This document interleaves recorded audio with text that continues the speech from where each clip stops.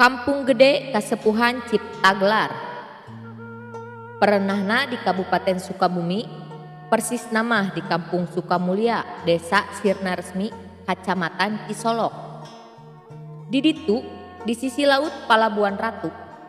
Tisaprak kantor kota Kabupaten Sukabumi pindah ke Palabuhan Ratu, rada leheung ka kota teh teu jauh teuing tiga baheula basa kota kabupatena di Cisaat keneh.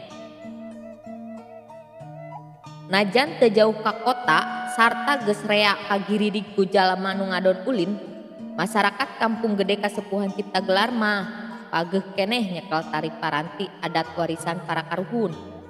Boh wangunan imah, boh hirup kumbuh sapopoena. Masih mageuhan kabiasaan urang Sunda pituin anu can kacampuran ku pangaruh modern. Di pakampungan Ciptagelar mah wangunan imahna oge potongan imah panggung tina bilik keneh. Nu disebut imah panggung teh imah nu aya kolongan. Jangkung kolongna kira-kira 60 cm. Lamun rek unggah ka imah teh kudu neceh heula golodog. Anu ditundah handapeun panto hareup. Biasana tina batu tatapakan anu wangun pasagi opat jeung badag. Ketah wangunan imah oge handapeun make batu tatapakan anu sarua jangkungna. Anggang ti batu ka batu teh paling 3 meteran. Wangun suhunan lolobana segi panjang jeung jure. Sok ditambahan emper di bagian hareup jeung bagian tukang. Hateupna tina daun tepus, eurih atawa injuk. Moal matak bocor najan hujan gede oge. Da ditumpukna reket pisan. Ari minangka lantena tina palupuh. Babagian imah diwangun ku tengah imah paranti ngumpulna sakabeh anggota keluarga, pangkeng atawa kamar paranti sare, padaringan atawa goah paranti nenden beas, jeung dapur paranti masak. Lian ti imah pangeusi lembur, di dinya oge urang bisa manggihan bumi ageung, leuit, jeung saung lisung. Kumaha wae di pakampungan Sunda baheula.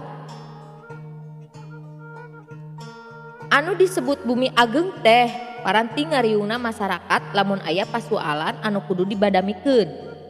Biasana di jejeran ku sesepuh lembur anu disebut sesepuh girang.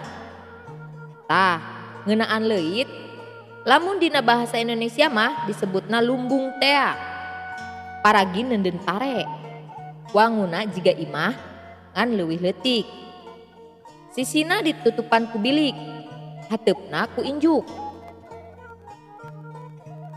Leuit teh perenahna di sisi pakampungan. Unggal imah pasti ngabogaan leuit. Jadi moal pacorok pangaboga. Di deukeut wangunan leuit, diwangun saung lisung nyaeta saung paranti nutu sakumna pangeusi lembur.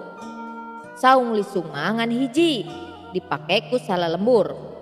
Ku kituna, mangpaat saung lisung teh lian ti paranti nutu, oge tempat campur gaulna atawa sosialisasi urang lembur. Aya sababaraha adat kabiasaan anu tetep dipiara ku urang Ciptagelar. Rupa-rupa upacara geus biasa dipigawe. Geus puguhan anu patali jeung kahirupan hiji jalma mah.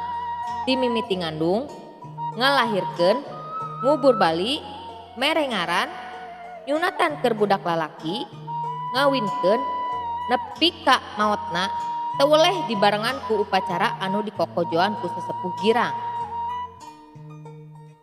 Anu beda ti batur teh dina upacara tatanen. Dina prak-prakanana rek tatanen biasana dimimitian ku jarah ka makam karuhun lembur anu aya di wewengkon Bogor Kidul jeung Banten Kidul.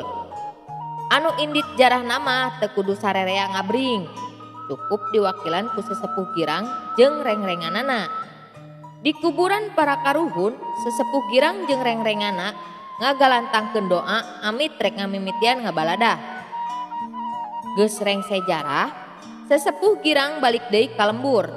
Mawa iber iraha ngamimitian ngagarap huma. Peutingna rek ngabaladah, di imah sesepuh girang diayakeun upacara salametan anu dihadiran sakabeh tokoh adat jeung sesepuh lembur. Ti saprakder tatanen rupa-rupa upacara teu eureun-eureun dilaksanakeun. Dimimitian ku upacara muka huma atawa ngabaladah, upacara ngaseuk atawa mimiti melak bini, upacara mipit atawa samemeh panen gede di mimitian, upacara serentaun atawa saenggeus beberes panen, upacara nganyaran atawa mimiti ngadahar hasil panen, jeung upacara ngahudangkeun atawa mun rek ngadahar pare anu geus didiukeun atawa diteundeun dina leuit. Anu sohor sarta sok remen diwartakeun dina koran jeung majalah malah remen dipidangkeun dina televisi nasional nyaeta upacara serentaun. Malah dina upacara serentaun mah sok didatangan ku turis mancanagara sagala lian ti turis lokal teh. Upacarana memang ngahaja dipidangkeun keur lalajoaneun. Dina usum upacara serentaun ieu, Kampung Ciptagelar lir jadi kampung wisata. Kasenian-kasenian tradisional, model ngagotong pare, ngagondang, jeung sajabana. Dipintonkeun ku masyarakat anu khusus meunang milih sarta didangdanan nu pantes. Anu dagang cindera mata khas Kampung Ciptagelar oge loba. Pang-pangna barang-barang karajinan tina anyaman model boboko, dudukuy, hihit, jeung sajabana. Tah geuning, hamonesan urang lembur oge bisa payu dijual.